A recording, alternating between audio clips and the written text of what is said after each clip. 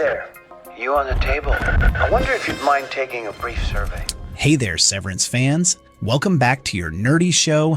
I'm your host, Spoiler Master, where we dive deep into all things Lumen Industries and the mysteries unfolding in Severance Season 2. Today we're getting into some detailed predictions for Episode 4, breaking down what's coming next and connecting the dots on Mark's reintegration, the Cobalt mystery, and Irving's outie slowly bleeding into his innie's life. We're getting closer to the halfway mark of the season, and things are about to get even wilder. All right, let's dive in. Inform Mr. Milchick of your inquiry. No, you can't do that. They could kill her if they find her. The game changer big news for Severance fans. Season 2, Episode 4, titled Woe's Hollow, is coming up and it's going to be huge. The episode has a lot to unpack and I'm seriously excited about it. According to Apple's official synopsis, the MDR team will be venturing into some unfamiliar terrain. Mark and Helly are going to be exploring their feelings, and Irving's trust issues with a friend are really going to come to the surface. There's even a photo from the episode showing Mark and the gang bundled up in hats and coats, and it looks like they're outside. So yeah, big change of scenery coming our way. Before the season even dropped, the cast teased that Episode 4 is going to be radically different from anything we've seen so far. Adam Scott, who plays Mark, called it the most challenging episode of the entire season, and I can totally see why. He mentioned that early on, when creator Dan Erickson pitched the idea for this episode, everyone was like,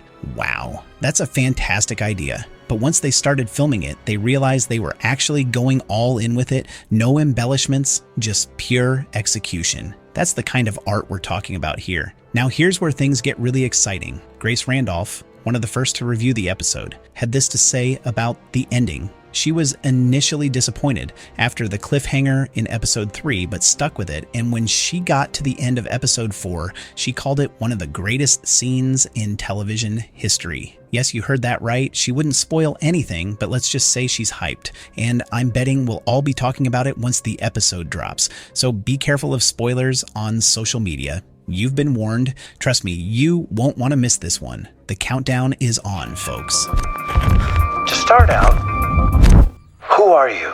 Mark's rocky reintegration. We all knew reintegration was coming for Mark, but wow, the showrunners really threw us a curveball by bringing it in so soon. At the end of Episode 3, we saw Mark's brain seemingly short-circuiting as Ms. Regabi's reintegration procedure took hold. It's clear she's getting better at the process, but what does this mean for Mark going forward? Personally, I don't think this is going to be a smooth ride. Severance isn't the kind of show that hands us easy solutions. Instead of a clean transition where Mark seamlessly merges his innie and outie, we're likely looking at something much messier. Expect memory fog, distorted perceptions, and possibly even moments where he can't tell which side of his life he's experiencing in real time. And let's not forget, Mark is still hunting for the truth about his supposedly dead wife. This reintegration twist could push him even closer to unlocking that mystery, but it might also put him in serious danger.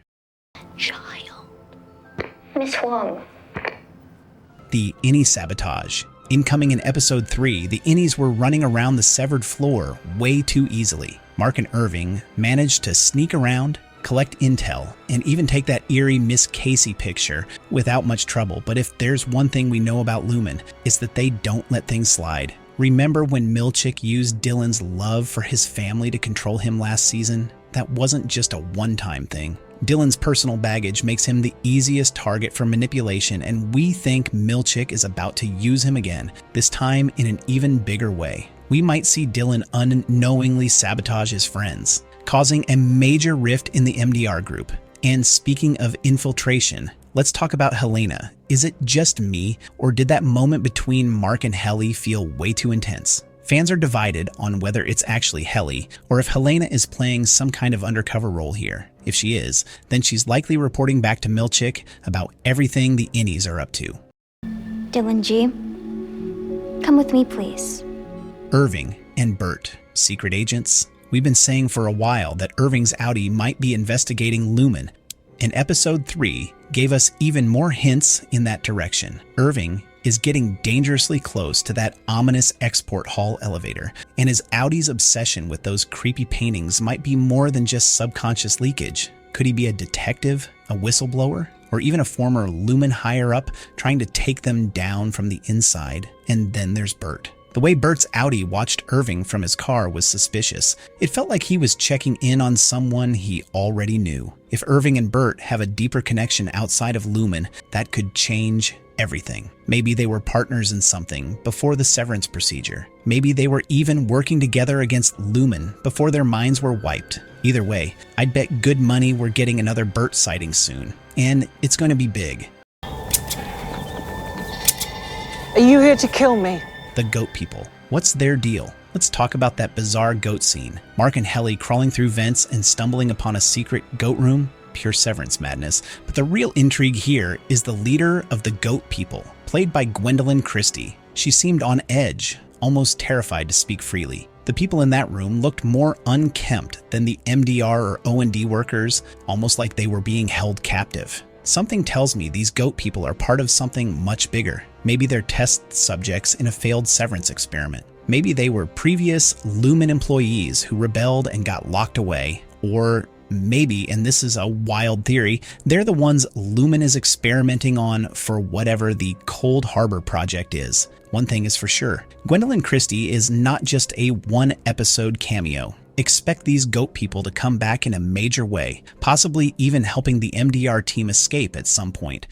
Okay, well that's cool. I mean, but what's wrong with the Our nerdy thoughts. Before we wrap up, let's talk about a couple of small but important moments from episode 3. First, the song choice for Mark's entrance driving south was just chef's kiss perfect. It really hammered home the idea that Lumen is literally sucking the life out of him. And then there's Seth Milchick. He's always been a loyalist, but that scene where he received his commissioned paintings, that look he exchanged with Natalie when the board cut the call, it wasn't satisfaction. It felt like doubt, like cracks are forming in his loyalty. Could Milchick turn against Lumen eventually? I wouldn't rule it out. And finally, what was up with Kobold driving to Salt's Neck and then turning right back around? Was that just a visual metaphor for her mind going in circles, or is there something bigger happening there? Let me know what you guys think in the comments. That's all for today's predictions, but I want to hear from you. Drop your thoughts in the comments below. And don't forget to hit that like button if you enjoyed the video.